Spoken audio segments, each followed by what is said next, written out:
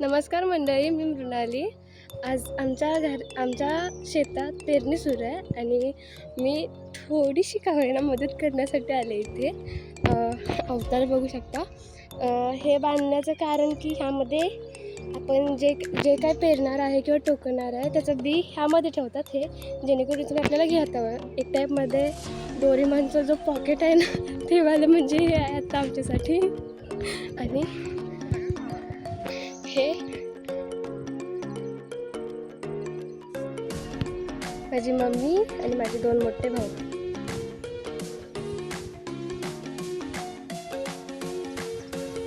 Plus हा आमचा डोंगर.